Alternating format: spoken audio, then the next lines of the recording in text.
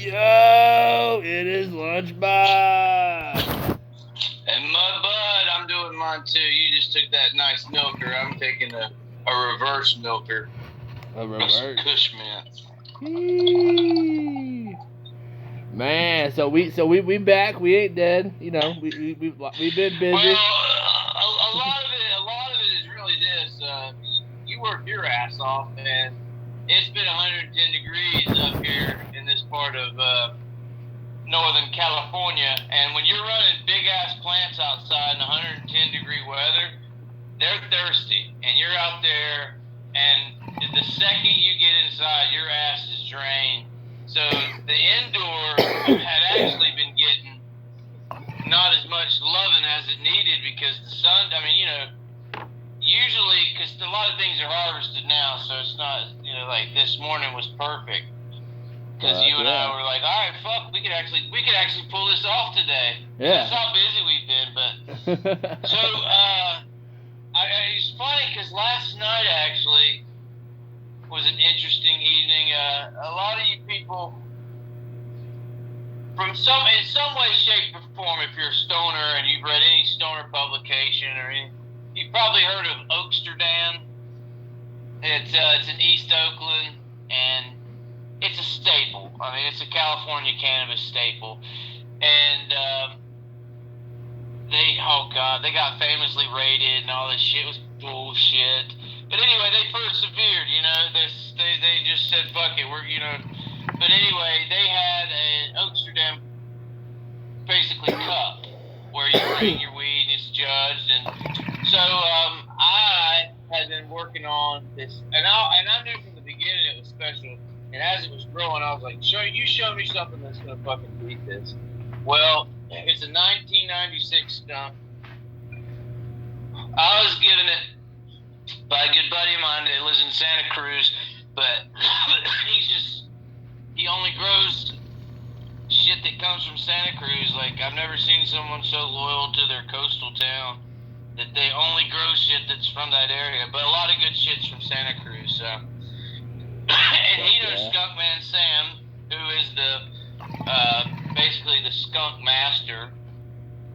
And this 96 cut, man, I knew that it smells like lime, skunk spray, and a little bit of like old school Chem Dog, and the bud structure is just beautiful. Well, anyway, I won the Indica, best Indica variety. There were multiple, you know, I think they had hybrid, sativa indica, CBD hemp, and by the way, Lunchbox, the bud that won the hemp competition part, I was actually impressed. I didn't smoke any of it, but I looked at it and I said, "That's hemp?" "Oh yeah, that's hemp." I said, "Man, that looks like a big fucking honker." Yeah, that's what we get down here in the weed in the CBD shops. I mean, I've seen, I can see how places like North Carolina, man, I give them a hard time because they do kind of the same thing in these coastal towns. When I go back to North Carolina, there'll be these shops, and they have this, you know, cannabis leaf painted on the fucking outside, and they got jars of flour, and it's like jars of like CBN, and that stuff tastes like shit, all right? And they got like wax. It's just funny. Dabs Oh yeah. But they have it presented like a like a weed shop out here. Yeah. You know? Crack me up. And it's all just So what's crazy is last night there was a lot of good cannabis there, and because I won that skunk part, a couple other people I'd met, and there was a dude who won the best all around, and he's a cookies guy. But when I say cookies guy, he actually breeds the shit. He's not out there hanging out with rappers and trying to be in music videos. This guy's grinding in the garden. He's not Burner. He's one of Burner's people. He's one of his. But this dude's a farmer. That's why we got along and could talk. So anyway, he won best all around with Kush mints, which is cookies, and I'm smoking on that right now. Fire. And I gotta tell you, man, it won best all around in the cup, you know. So it's pretty fucking impressive. Now, one thing that's the most impressive about it, not just the smell and the bag appeal, but the taste. The taste matches the smell exactly. Like, I'll tell you.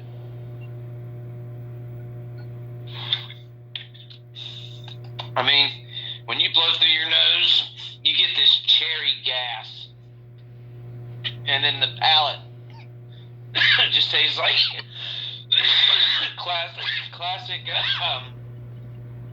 just old school gas funk. You can tell it's a Cookies family, but it's good. But they had these two smoking sections, right? One was for the participants, and the other one was for the people there. Yeah.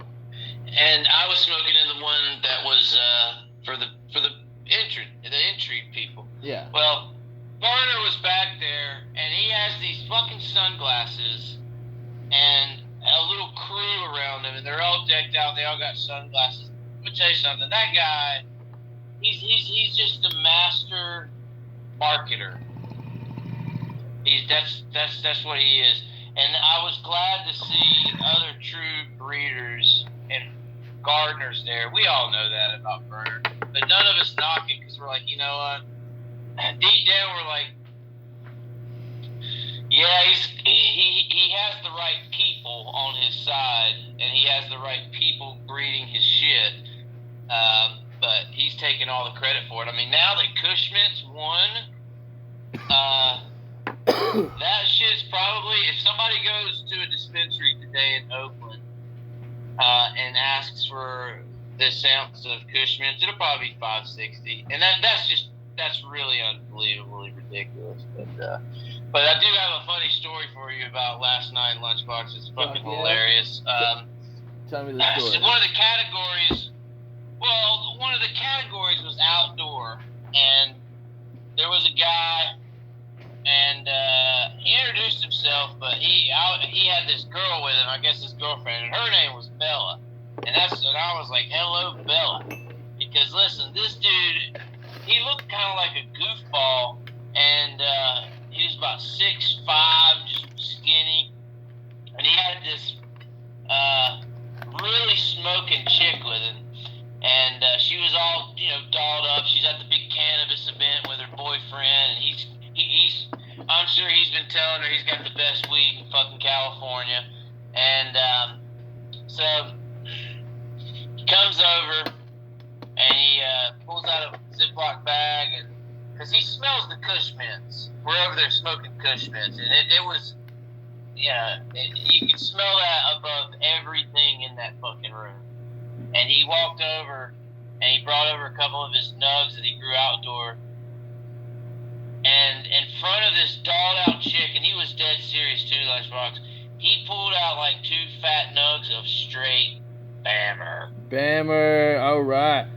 You don't fill these fools in that don't know what Bammer is. Well, Bammer, it's number one, it's not a good thing. So if you show up somewhere and you have the worst weed possible, or it makes you even question if it's even weed at all, or weed that was grown terribly, no taste, no high, it just appears to be some sort of weed of some kind, that's Bammer. You guys, it's funny, you have Bammers, then you have lows, and then you have mids, and then you have fire. And Bammer is the bottom of the feeding scale of the entire cannabis thing. So you don't want Bammer, and you certainly don't want to enter it in a cup, and you certainly don't want to walk up to people with cup-winning indoor stuff with your Bammer, because all we're going to do is talk to your girlfriend. And so Bella, it was really funny, because of course Bella liked it. I mean, I didn't thought, not that way. I wish, but I was so stoned. But I would have loved to have just said, listen, baby, this is what weed is. Come on. But I wouldn't have done that dude that way. If anything, I say good for you, buddy. You've got some Bammer weed, but you've got a hell of a good looking girlfriend. But your weed sucks. And I don't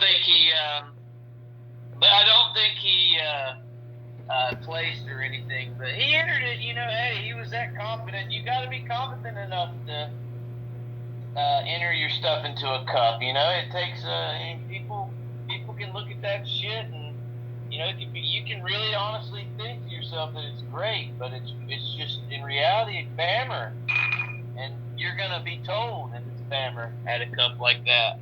And I think the '96 did so well because of the rarity. People are really trying to find skunk Turks now and get that really funky ass smell back into the mix. But there was a lot of other people there. I saw Ed Rosenthal. He's a big. Talked to him briefly. He wrote like the Cannabis Bible and all that stuff. But I can tell you a million people that I'd listen to over him. But to me, I think he started with good intentions, but now he's just a total. He's a businessman, dude. He wants to sell you a book, man. He ain't trying to fucking pass cuts around or anything. He's trying, you know what I mean? Yeah. And so, but there were some other people there that I was like, holy shit. And one being, check it out, Lunchbox. Do you know who was there, dude? Who was there? David Byrne. Oh, fuck.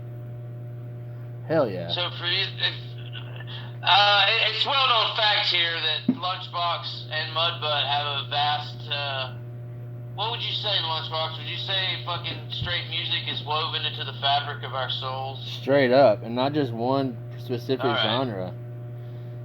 No, right, yeah, no, not like, we're talking, we can go from like Belinda Carlisle to fucking Five Finger Death Punch in the same music thing. Dude, I was tripping the other day. My Spotify had my liked songs playing, and it went from Body Count, which is like super heavy metal, to like some I forgot what it was. Fucking the next one was a Wheeler Walker country song, and then it was some old Eminem, and then it was Lil Rob, and then Baby Bash. Like it went like 8 different genres in a row. That's a true music aficionado. So for those of you, that's what when I say I saw David Byrne, I say that like as if I expect everybody to. So there's a band called the Talking Heads, and they had some really big hits in the '80s. "Burning Down the House," "Once in a Lifetime." You may even hear that song. And She Was, you probably have heard that played at baseball games and things like that. But that's the Talking Head. And David Byrne, he's really showing his age, just crazy. He was in the smoking area, and I just stopped and I pointed and I said, David Byrne. And he points at me and he goes, "Guy I don't know." And I just kind of laughed. I said, "I'm a huge fan of your music." I think he looked at me like, "Yeah, okay." It's clearly, I was just some younger dude, and then I started asking him like music questions in a friendly way, and then I think he realized, wow, this kid must be extremely stoned or an old soul or both. Or both. And, I think it's both. I think it is both. I think it's both. But he talked to me for, I didn't time it, but hey, he talked to me for a good 5 minutes. And in passing, he was, who knows where he was off to. Yeah. But yeah, he was awesome. He was great. I even mentioned about the Foo Fighters and all that because there's been some acts added to the show. Why do you think Miley Cyrus is going to be at the Taylor Hawkins concert? She must be like she must have been a big fan and like. Cause she's all over the fucking place. She's all over the place. So I mean, like, she did some shit with Metallica. Fucking. Well, Lars is gonna be there. Dude, that's rad. Which Lars? Yeah, Fredrickson what I think or? it is, it's a bunch of different drummers. If you look at the lineup, Geezer Butler from Black Sabbath's gonna be there, by the way. But Danny Carey, Lars Ulrich, Chad Channing. But it's Chad Channing. Dave Grohl was the second. He's not even the second. Dave Grohl was the final drummer in Nirvana. Okay. Chad Channing. Yeah, like you hear that song like in Bloom,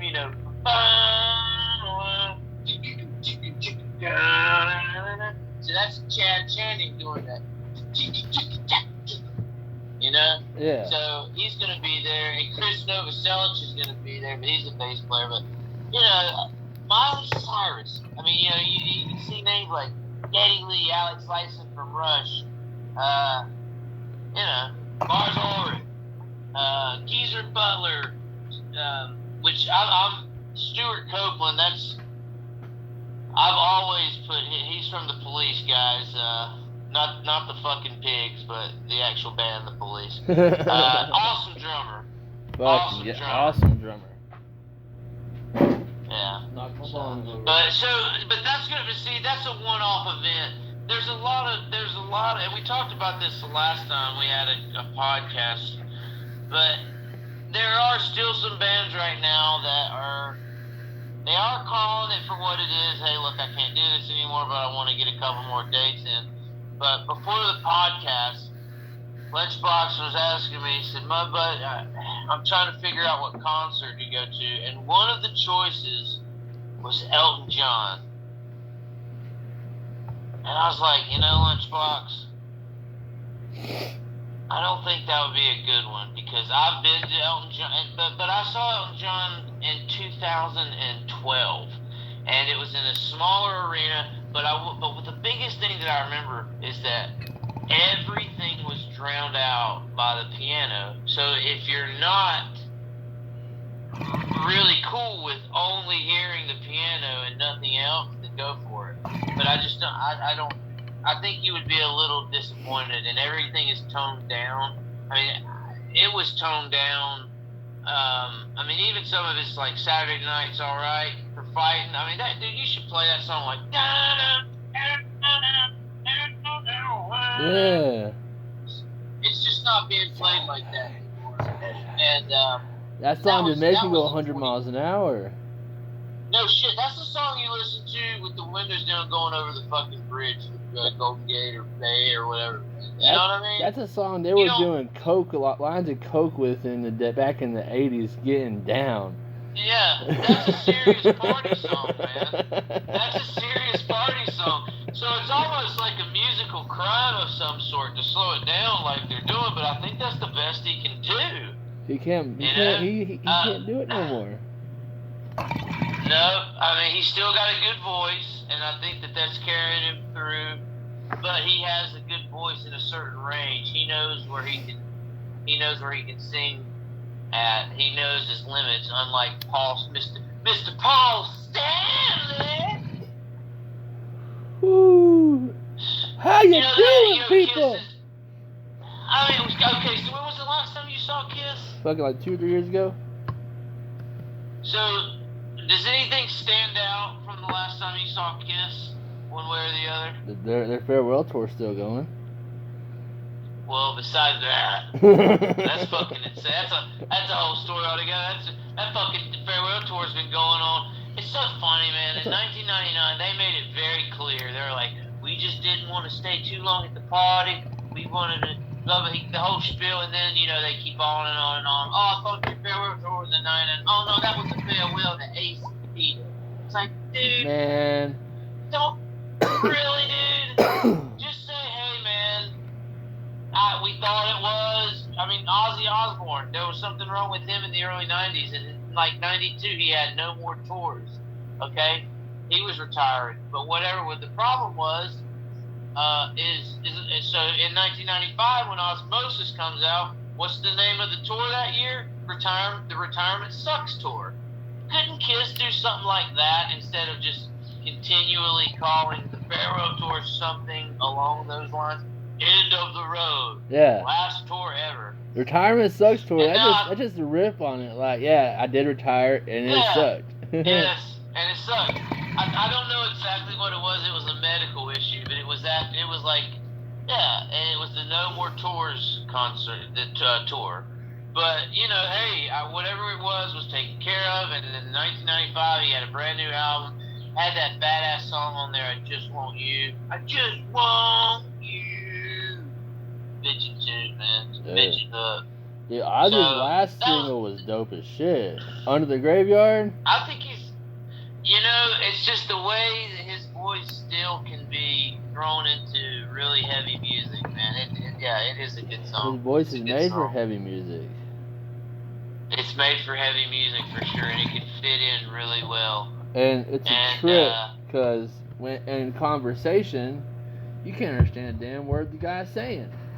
But he can sing. But the thing about it in concert is like, okay, so even like Mr. Crowley, if he were to play Mr. Crowley live, you know that like synthesized intro?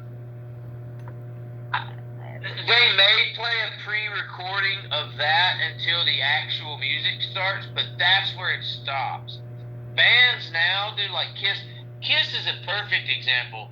And those dudes that's gotten their money back through Ticketmaster, they are playing to tracks. Like you were listening to two big Kiss fans. Like when it really comes down to it, like interrogation chair, hell yeah, we're Kiss fans. But neither one of us are very impressed with Kiss right now. Yeah.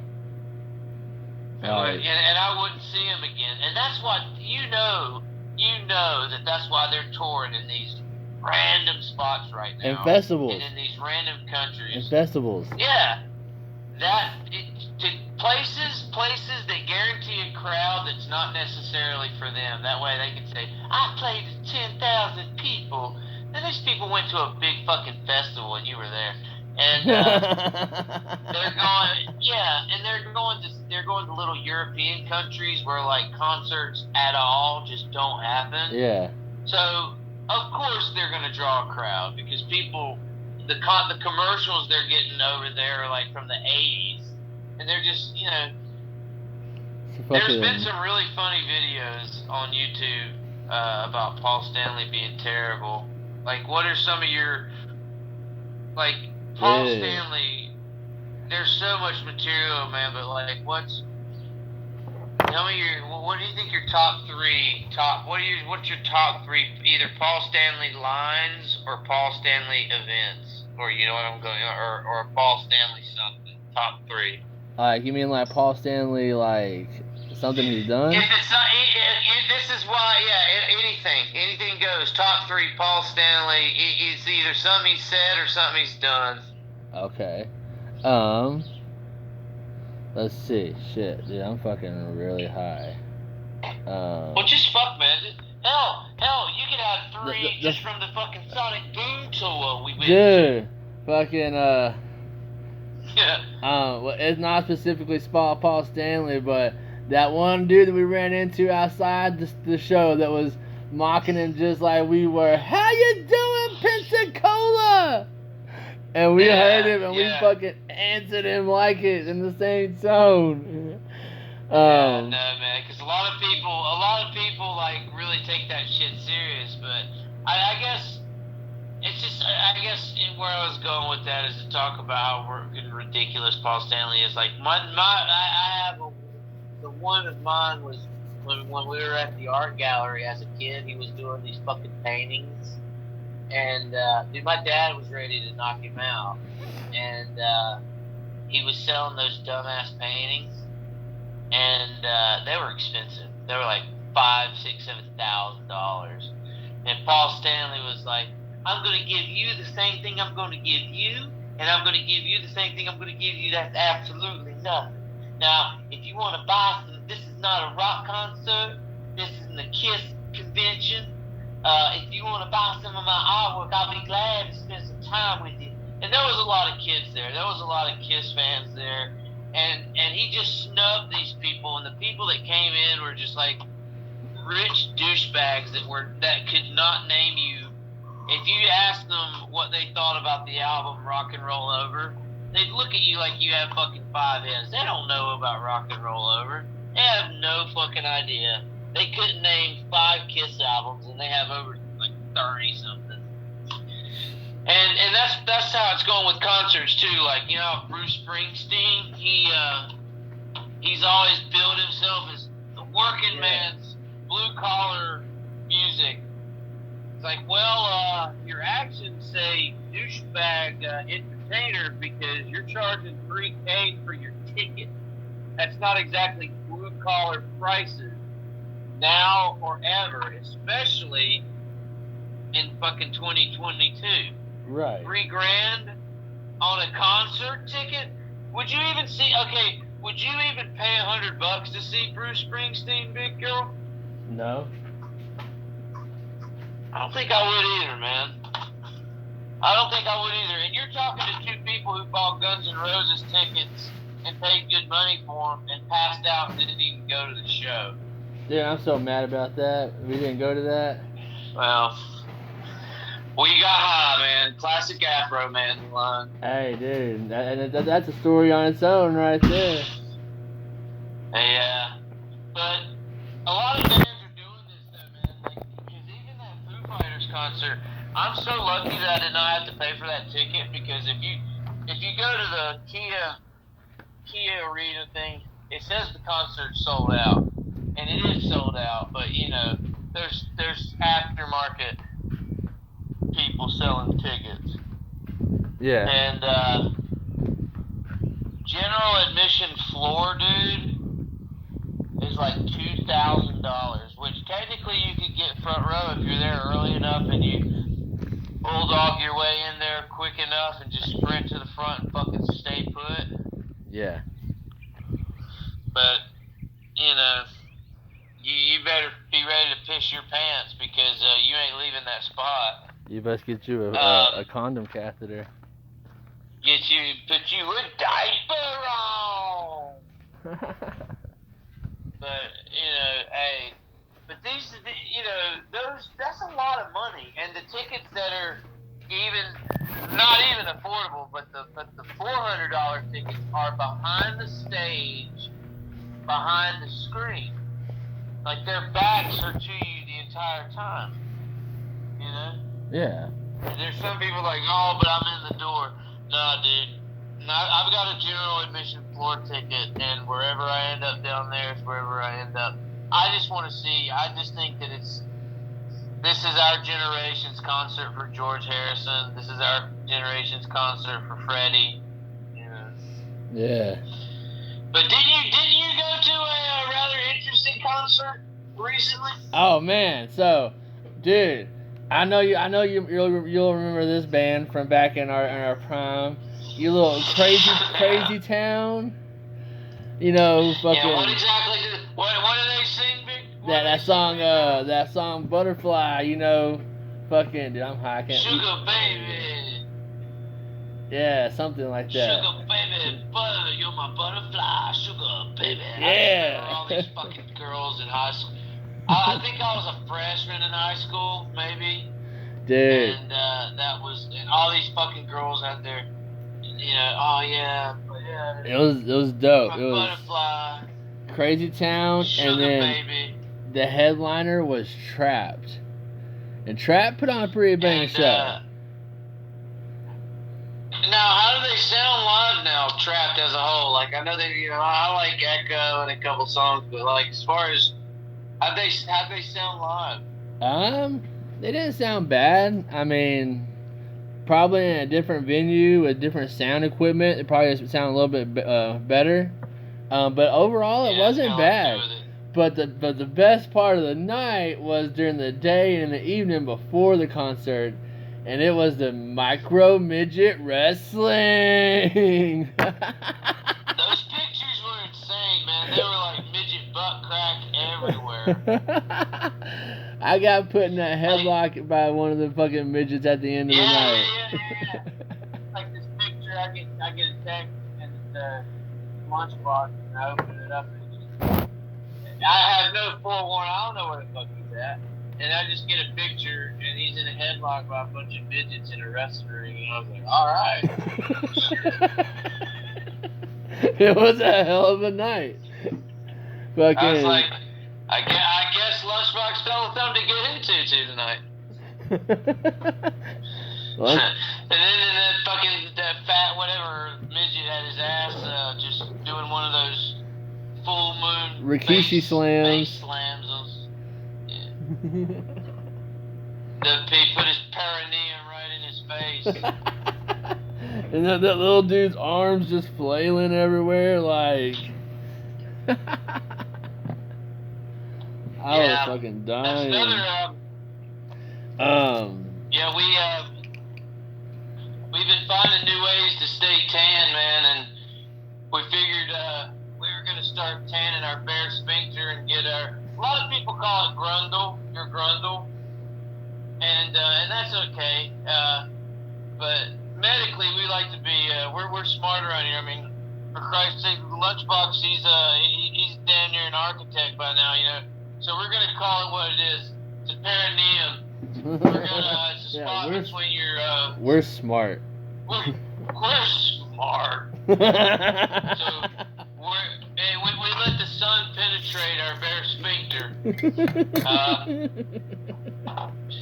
And we, you know, it can be something you can do with your girl, man. You know, you're listening and you think, damn, you know, I really want to have like you know, when the sun goes down, like just a sunset moment.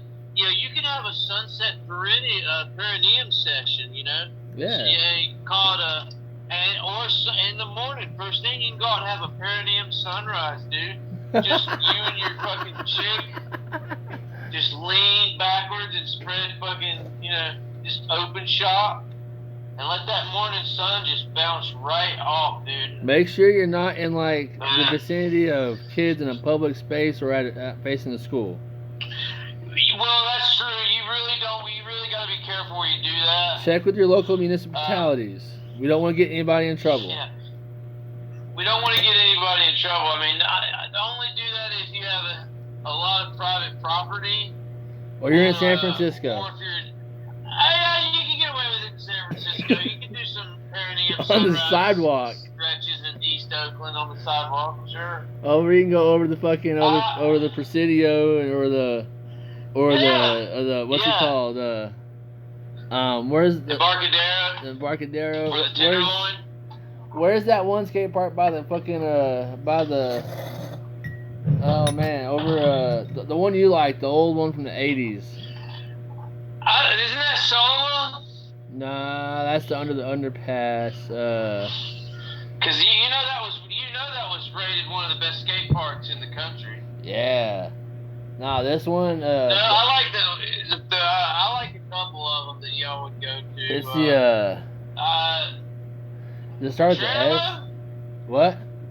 Huh? Is it? It wasn't Potrero, was it? Sunset. I think it might be Potrero. I think it might be. Well, what's the district right there by the Facebook hospital? Oh yeah, that's Potrero. That's the one with that sick ass fucking bowl that's all tagged up. So you can see it from the road. Yeah.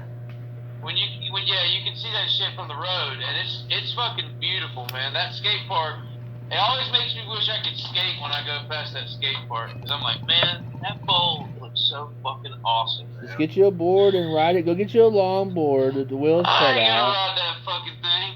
Hey, ride it like a wave. Because I got a broke shoulder.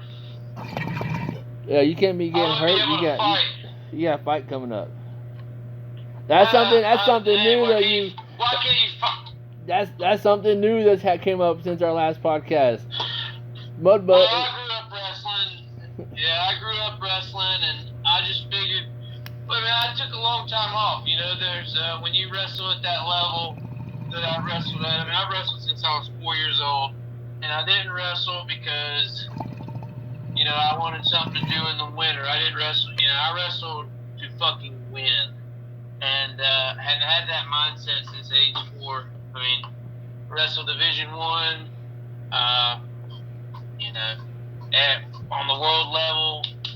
I've won a couple of national or international tournaments. So, I mean, it's, you know, I have a cousin that won the Olympics, and I just had high standards for myself, as somebody does at that level. And, you know, I did not. I wrestled in the Navy. I wrestled for the Navy. There were fucking hundreds of people that tried out for that position, and you know, I made that team. But shortly after all that were the regional Olympic trials for the 2012 Olympics, and you know, I did not do well. I just did not fucking do well. I didn't perform. I don't know what it was. I was out wrestled every time, and I was put out, and it was like, I don't know. Like it sucked worse than a breakup, like from a chick that, you know, would just clean your asshole out and best lay ever, and she's out the door. This sucked worse than that, because this was actually heartbreaking, and it devastated me for a long time. I was like, I'm done. I'm not gonna coach. I don't want to see a fucking pair of wrestling shoes. I just want to forget about it. And that's how I dealt with it for damn near a decade. And there have just been a lot of people from my team that I grew up with, my college team and international teams in particular. And one thing I noticed with all of these fucking guys is they're all in the fucking UFC now. And I'm like, so, you know, I reach out to them. A buddy of mine that was a teammate of mine, I reached out to him and he fights in the UFC, Derek Brunson. I'm like, what's going, you know, what's up, you know?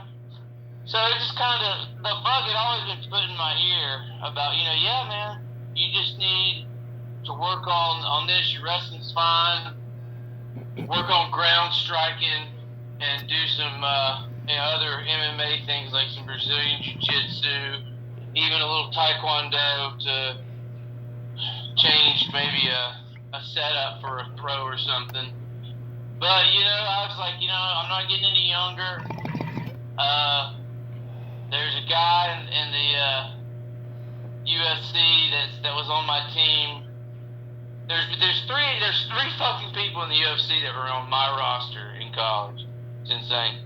So they just encouraged me to fight again, and there was a fight in around, well, this was a little bit ago, but there's well, I'm so stoned. I got back to thinking about that fucking fight. But I got ahead of myself. I was thinking about the fight before I started talking about it. But anyway, so I trained for a while, was going to a gym, a UFC sanctioned gym, and was rolling around, and my wrestling was fine, but once I started doing live rounds with people, the thing that I was lacking was a wind tank.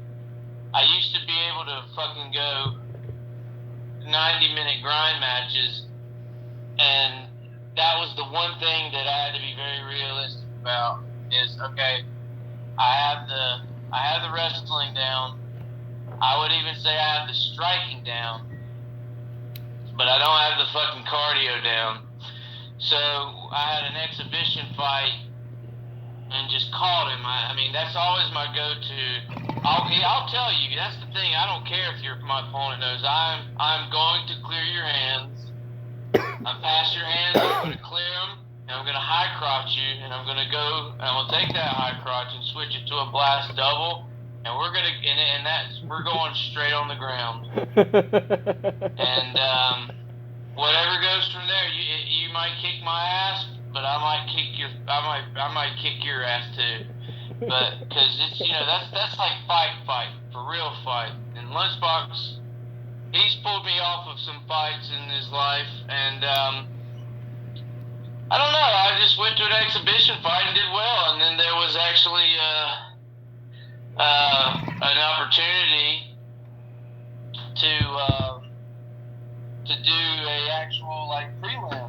But you know, you have to take that shit serious. You can get hurt, man, because I have weak spots on me, and Lunchbox knows where they are. Yeah. But I'll tell you this, it ain't punching me in the face. I'll tell you that. Yeah. But so I trained, and there was an event in Modesto, and it was a very big event. There was a lot of prelim people fighting to get their first, amateur fight in. Yeah. So there was a pretty long list of people, and I was one of those. And the guy that I fought, I just still don't even view that as a. I don't consider that a real true fight. I mean, I kicked his ass fast, and he punched hard, but he had no business fighting in that situation. It was. So I'm actually interested in December because That's your next one. This guy is actually. That's your next one. Is December, right? Yeah, and this dude, he's pretty good, and because the first dude, I mean, he was done before 40 seconds, Yeah. Which was good for me because of my wind tank. But if I was breathing heavy even after that, but I had a rear naked choke in and I was squeezing, so you put all your energy into that. But I only have realistically like people like TJ Dillashaw. He's 37. There's been other people that fight into 39, 40, but I know that once I hit probably 40, 41, that's it. So I really only have a little, and fights are stretched out. That's the thing, Yeah. There's there's a mandatory window. So that's why it's now or never, and I decided I was gonna base it off of that one fight in Modesto, like, okay. But I kicked that guy's ass so fast and realized that this guy's probably been in a couple hundred fights in his life, but he opened himself up immediately. Damn. Because I'm not gonna fill you out, You're gonna stop and get in there. Yeah, I'm a stalker. I get in there. I go. I just do not give you a chance. I go. And that was really my bread and butter in wrestling too. Our coach preached stalking. As soon as the match starts, you got your hands up instead of down like wherever by your side. You have your hands pretty much in front of your face, and you go straight towards his face, and it throws them off, man. And in situations like that where they just kind of assume when the bell rings, you're gonna kind of I'm coming at you. I'm coming. But and if that doesn't work, I'll go to midget wrestling. But for real though, that was some of the funniest fucking pictures that I had seen. And what event was that even? It was some fucking concert, and no, what I mean was the midget wrestling. Is that some kind of like actual? Was that just for that night, or is this like a traveling midget wrestling league? It was a traveling midget micro wrestling federation. So these dudes. They were in Norwalk, Connecticut last night. Oh my god, dude! So that could you imagine? Because you know what, just like you, we're both old school wrestling fans, and I like Jim Cornette, and he has a good podcast. I listen to him quite a bit. And he tells old funny wrestling stories, but dude, I could not imagine traveling with those motherfuckers. I mean, could you imagine traveling on a fucking rotating midget wrestling schedule? That's insane. Staying in hotels and going to little freak show matches and putting ass right in your face. Yeah, and they had the whole. They had the fucking the whole Brochet. They had the little fucking the luchadors with the mask. They had the fucking the chicks. Yeah. Fucking. That's really funny, man. Dude, it was hilarious. I mean, hey, put that midget power to use, man. Because, dude, if you're a midget and you don't really give a shit about people,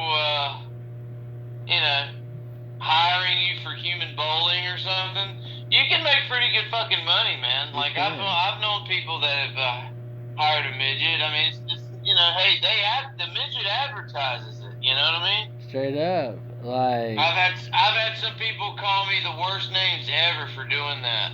And I said, well, first of all, it's not like I just walked up to some little person on the street and said, hey, can I hire you for 3 hours to use you for human bowling?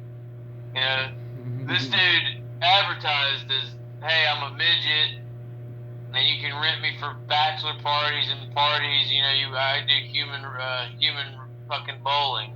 You can just throw my ass up the hallway. Cool, you know. He hires himself out for that, and that's what it is. Somebody, I had a girlfriend, and she's like, I can't believe y'all did that. That is so terrible. I was like, well, shit, baby. He that's what he does. That's how this man feeds his little midget kids. it's probably taller He gets than him. loaded up and yeah, he gets paid. He works hard. You know, you gotta tell him that. It's like, hey, baby doll, you don't understand. This guy's little midget babies to feed, and the only way he can do that is if we lube his ass up and launch him up the fucking hallway. Because if you think that comes cheap, that's crazy. That guy charged like $300 an hour to do that shit. Yeah. I'd let somebody grease me up. Hey, I'd let somebody grease me up and throw me up a hallway for $300. Dude, yeah. Yeah, no problem. No problem. No fucking problem. Yeah, this Kush Mints is good. I'm still smoking on it. Yeah, there is definitely a reason that one won. But, you know, back to music though, because you know now that touring and it's cool too because it's not just that touring is resumed, but touring has resumed and people aren't fucking all weird about, you know, getting into a tight space and enjoying, like, slowly getting back to how fucking concerts used to be. And so people don't have what you call an idea of, unless you've seen them before, if whether a band should just stop, unless you don't care. But we care about music, and it sucks to see some of these artists going out there and they're just terrible. Like, Kiss needs to stop now. Like, dude, they've made more money than they can spend in fucking 5-6 lifetimes. Paul Stanley is a joke. Gene Simmons is a joke. He'll be at the Taylor Hawkins concert, by the way. Dude. And I bet he'll make it about himself some way, shape, or form. Yeah. Wouldn't be surprised. Fucking, like, Wouldn't be surprised. I saw on my phone, get to Google, like, the news headlines and shit. One popped up the other day and said, just come out, like, Paul Stanley and Gene Simmons are they only associate on stage, like, they're not homies off stage. Oh, sure. I was like, yeah, I figured. No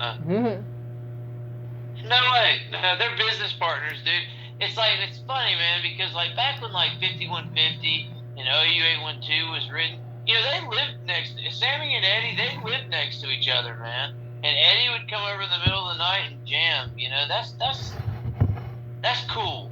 Yeah. But yeah, dude, Gene and Paul, they probably don't see each other until fucking sound check, dude. If that. And that's because sometimes they'll send their fucking techs out there to do sound check. Oh, dude. Or one will go out there and the other one. That was what was cool about Trapped. Their guitarist did his own sound check.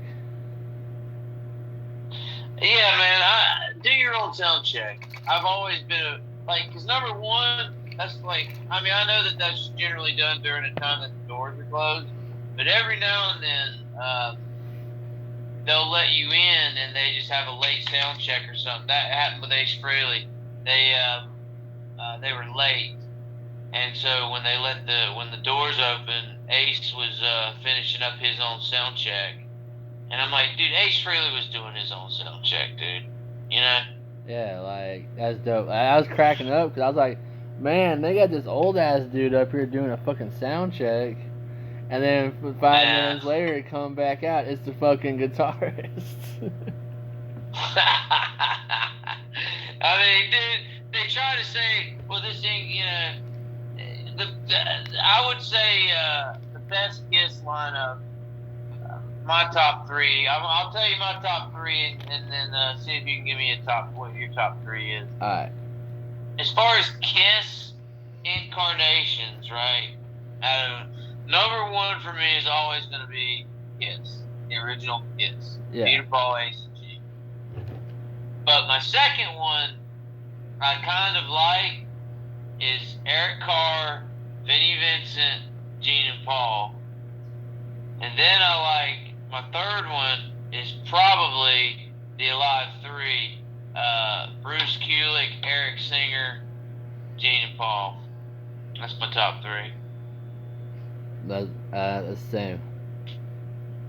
Yeah. Yeah. Because that's about... that's three good eras. Mark St. John...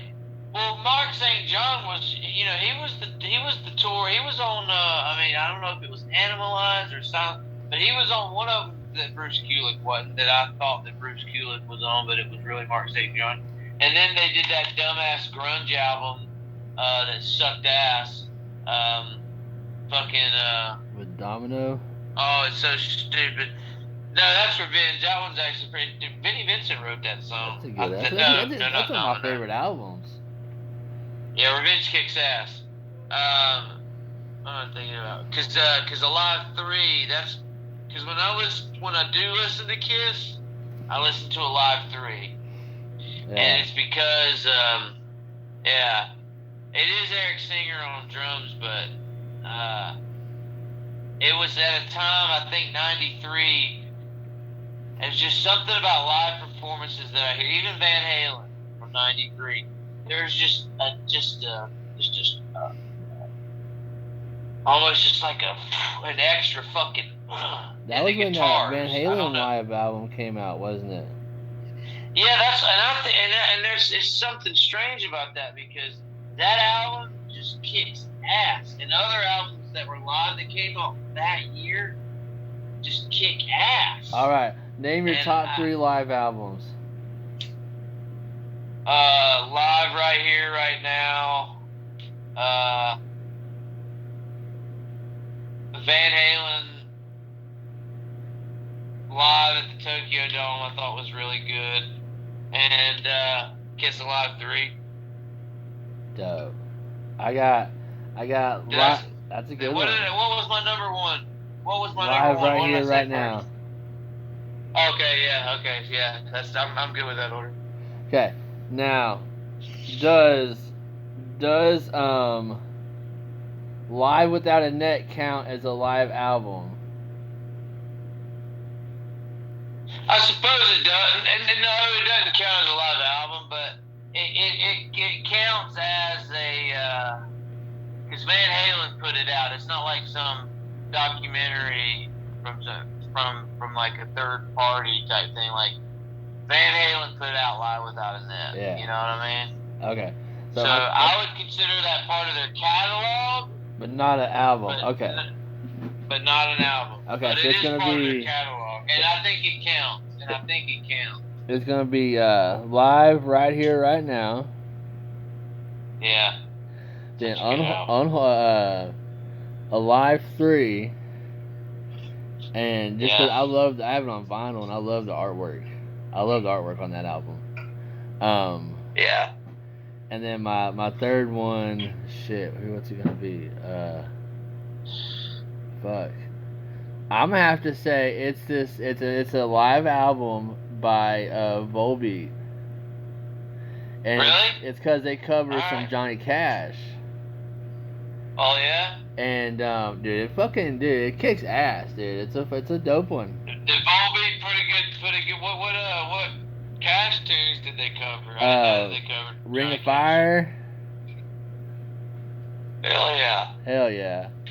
I like Volbeat. They're one of the bands that I don't listen to much, but I really dig them, cause their heavy influences is Elvis and Johnny Cash. So they got the There's real a couple of bands sound. Volbeat and bands like Volbeat. A lot of bands like that are on a record label called, I think it's Metal Blade Records. Yeah. But It used to be. I know that a lot of metal bands used to be on Roadrunner records. I don't know what, but anyway, those types of bands, I like a good handful of them, but I find that I end up, as soon as I discover them anyway, I usually like bands that I already like a lot. They're fucking side projects. Yeah. Like Tool. I love Tool, and I like Pussifer. You know, Yeah. Green Jello, which I mean. I love Green Jello. Yeah. Oh yeah. You know, and bands that do that, like I don't know. To be honest, if Metallica, any member of Metallica did that, like join a super group, I wonder how that would be. Like, you know how some people are like going like super group with people. I wonder how a super group would be with just one member of Metallica, and if it was which member? Somebody, who would it be? What? Okay. What if it was? What if it was? It'd either be Kurt or fucking James. Lars. Oh yeah. I don't know. I could definitely see Kirk. Dude, I could definitely see Kirk Hammett fucking doing a side project with like a couple other bad motherfuckers. I could see it. Yeah, I want to see another like Damn Yankees, or you know, like bands like that. Cause even Johnny Depp, that fucking he can get some big names on his ticket, man. Dude. You know? Fucking. But I want to see another like Damn Yankees or another HSAS or something like that. Who would you put together as a band? Probably, well, because the purpose of that shit is just to write like a one and done type thing. Yeah. Because dude, you wouldn't be able to fit all their egos in a fucking room, man. But it would be Kirk Hammett on lead guitar. Okay. It'd be Kirk Hammett on fucking lead guitar. Who's your bass? I'm thinking bass. Well, he wouldn't do it, but Chris Novoselic from Nirvana. Okay. I'd like to see him do it. But knowing that I don't think he would do something like that, bass. Billy Sheehan. Billy Sheehan. Okay. That's a good one. Okay, and then drum, huh? That's a good one. Billy Sheehan? Alright, so rhythm guitar. Yeah, Billy Sheehan for bass. Rhythm guitar.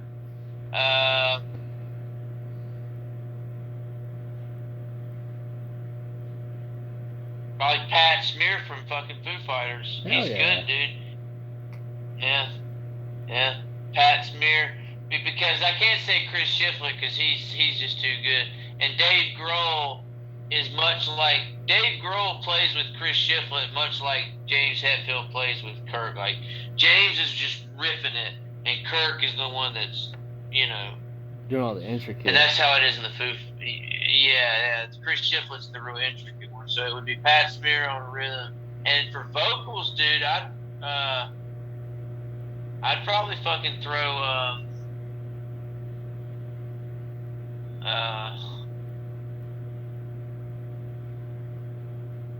dude, I put Wolfgang on fucking vocals, man. Dude, fuck yeah, I didn't even think of that. He's got a good voice, man. He's got some good pipes. I couldn't believe that. I went and saw that Different Kind of Truth tour in 2012, and he was still young, and I got to hear the sound check. Eddie did his own sound check, but Wolfgang did his sound check too, and him and his dad and uncle fucking did Unchained for the sound check, and it was Wolfgang singing, and because we could listen to it outside the door, you couldn't see it. Yeah. And but I mean, if that's Eddie Van Halen playing, because he started with the fucking elephant and all that shit, and I was like, who the fuck is singing that? And then, you start listening to this Mammoth stuff, and he's got a good voice, man. Yeah, it just makes me, I'd like to see that. I mean, hell, them Crooked Vultures, it's got the guy from, that's Dave Grohl, John Paul Jones from Led Zeppelin. And Chris Holmes from, oh man, I love that band. Why is it slipping right? Queens of the Stone Age. Dude. So check. The lead singer for Queens of the Stone Age. So check my lineup. Alright, so I gotta go. We'll start with Kirk Hammett on lead guitar. Alright, who's your bass? Scott Ian. Oh man. Yeah. Alright. Hit my rhythm. That goes a whole other direction, because if Billy Sheehan's on it, you're going more like glammy, rocky. With yours, you're going in like the direction. Like now check. Here's my rhythm guitarist. He's normally a lead guitar, but I'm gonna put him as a rhythm, and it's Lars Fredriksson. Yeah, I could see that. Alright. My vocals, Alice Cooper. Fuck you yeah. think you can keep up with Scott Ian? No, better. I'm gonna put Ice-T on my vocals, because his body count shit's fucking kick ass. He's got the metal pipes, and my drums. Yeah. My drummer is going to be fucking Dave Grohl. There you go. It's an interesting lineup, man. But that would still.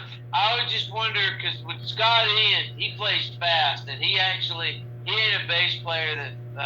He ain't a player that. They all play fast. Like, even Lars is fast.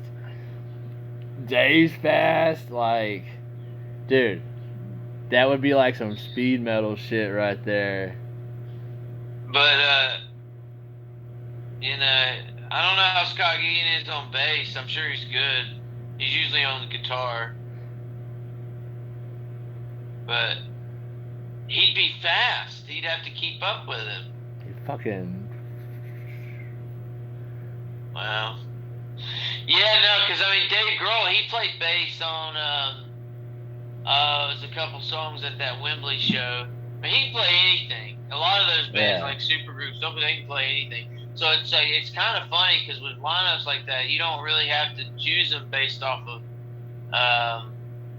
what they might play in their band currently. Like, I say Billy Sheehan on bass, but hell, I could maybe throw him on rhythm guitar, because I know he can play it, Yeah. Now, you could put Scott Ian on drums, and I bet it would be fast and funky. Dude, it would be. Yeah. Yeah. Let's get these fucking super bands out there. I think, well, number one, I'm like, speaking of that, man, that's what I've never, it's obviously one of those things that I just like, I can't believe I did that shit, because it was a super group in town in San Francisco, and I said, you know what, I think it was Temple of the Dog, and I was gonna go, and tickets were not that much, but I said they were at the Bill Grimm, and I said, you know what, I hear I think Soundgarden's getting back together, and because I don't really like Eddie Vedder, I'm not a very big Pearl Jam fan. I just, I think Pearl Jam is great, but I don't listen to Pearl Jam. Eddie Vedder's voice doesn't resonate with me. Yeah. But I know how important he is, and I know how important Pearl Jam is. So I did not want to go to that concert because fucking Eddie Vedder is the lead singer, but Chris Cornell was in Temple of the Dog, and I said, you know what? I'm gonna hold out, because I guarantee you, Soundgarden, they'll totally play San Francisco. And then he was gone shortly after that concert. Dude, that's what bummed me the fuck out about the Guns N' Roses is it was them and AC/DC, and not long after Malcolm Young passed away. Like, I know. It was one of his last shows. Man. It's crazy how that is, man. But that's why I think supergroups could be a good, like, I'm not gonna say revamping anything, but a super group can be like because like stadium shows now, right? What are we? There's a pattern. It seems like stadium shows now are always this: Motley Crue, Def Leppard, because you gotta get a couple of bands that can on their own carry a whole arena, so you have the security of that, and then you throw in a couple other acts that, on their own they wouldn't fucking draw a fucking 2,000 seater, but since, well, they know what they're doing. But I think if they had a big super group that did that, it'd be a big deal. It'd be a really big deal. Dude, time for a fucking monster dab. Been smoking flower this whole podcast. Now time to do a dab.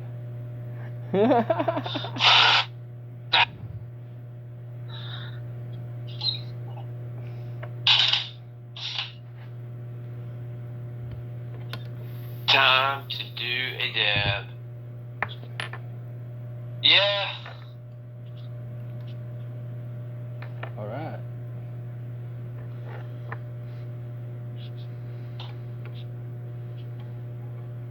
But I think a super group would bring, like if they're, let's say like a big super group was doing like a stadium tour, I think they could pull it off because that seems to be the only thing that's going on as far as big concerts. Like you get a big name band and you throw on some other people with them just to ensure it's either that or big festivals. Good shit, yeah, dude. When we saw Foreigner, Journey, and Def Leppard, who was in concert with? Who was rocking out like 5 feet from us at Def Leppard? Fucking the Hells Angels thought I had the same thoughts we had that evening. Figured they'd go see a show. And it cracked me up. They only showed up for Def Leppard. Yeah, they didn't. They only showed up, and that's the thing, too, man. Like, well, like Journey was the headliner. I seriously doubt the Hells Angels when they're in their clubhouse. Said, hey, man, let's go here, fucking. This is some Journey. To a Journey concert. What they probably said was, hey, fucking Def Leppard's in town, but Journey's before them, so... No, Journey was so after. I'll have somebody call us. Well, whenever they were probably was told Foreigner. when Def Leppard was playing. It was Foreigner, Def Leppard, then Journey. They skipped Foreigner and Journey. I remember the electricity went bad. I thought that somebody pissed Joe Elliott off and he was going to walk off stage, dude. I swear I thought that. Because I've seen concerts that happened. Fuck yeah, Willie Nelson did that not too long ago. I mean, that can start a problem, man. Like, I know that some bands, dude, I don't think Axl would do it these days, but, you're in a big arena, and let's say the power goes out, that's one thing, but when somebody throws shit on stage, and then one of the members of the band says, hey, if anybody throws any fucking thing up here again, we're out of here, and they can do it, man, because, their contract for whatever that night is, that's just null and void if they start getting pelted. They'll still get paid and they can leave whenever if they start, so. Yeah, Willie Nelson had a laser pointer pointed at him and he walked right off stage. Yeah, I mean, he's just, yeah. But Axl Rose stopped a big concert in the 80s in Brazil, I believe it was. And them motherfuckers went nuts. So you do have to be careful in that situation. Because Willie Nelson, if Willie Nelson's in a concert and the ticket says 8 o'clock, you probably want to show, if you don't want to wait around forever, and you want to see Willie, if the ticket says 8, you need to show up around 11:30. Yeah. Yeah. And then he'll just be probably another 30, 25 minutes. Then he'll come walking out. Like he hadn't, and like he's not 3 hours fucking late. So I mean, that is one thing I don't get about Willie Nelson, man. Like, I figure somebody of him, like, there's just a degree of like, hey, man, there's a lot of people in the if I were on, I just feel like I would feel this way if I were on that level. I'd be like, these people pay a lot of money to fucking see my dumb ass. And their ticket says 8 o'clock, man. And these people pay good money and they live lives. I think I'll show up on stage at 8 o'clock like the ticket says instead of, yeah, fuck them. I ain't done smoking yet. Hey, somebody's coming over with some type of weed. Because apparently that's what happens when Willie Nelson comes to town, like, there's all kinds of people that want to bring him their fucking Willie's Wonder. I'm so high. I'm stoned as hell too. Matter of fact, I'm about to wind it down, man. That's usually the sign that podcast time's coming to a closure. My fucking headphone batteries crapping out on me. But the thing. We're over 2 hours in.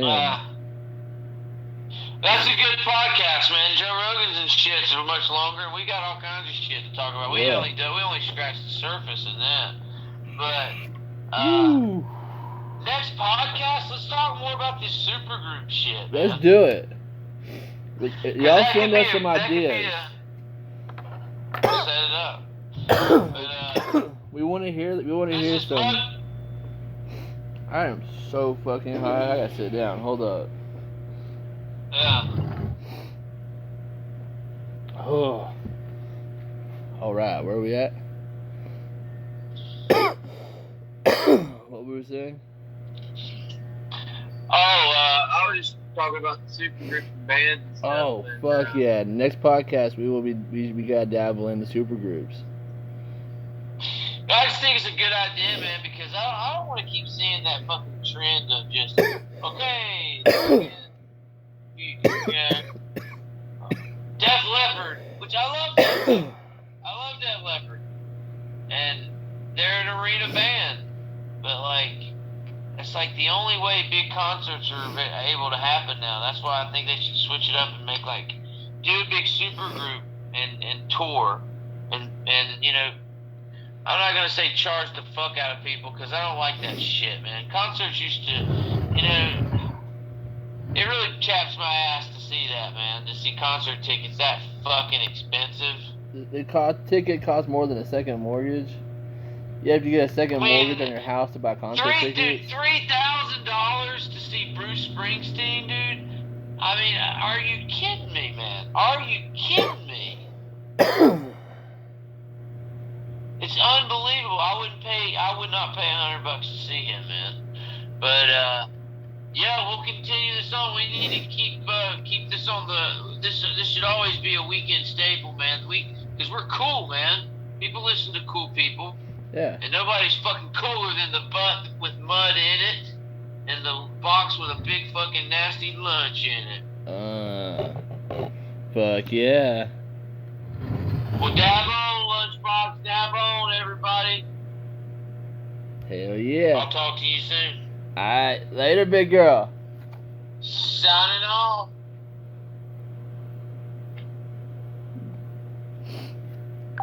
Oh yeah. And that will conclude this morning Sunday. It's a beautiful Sunday morning sesh with Lunchbox and Muddbutt. Woo! All right, dude. Beautiful day. It's about 85 in here. Fucking hope y'all enjoyed the show. It was total random. Did not stick to any subject, but you know what? That's what we like to do. So we both now definitely will be able to start getting this back into the routine schedule. So keep listening for the next show. Lunchbox out.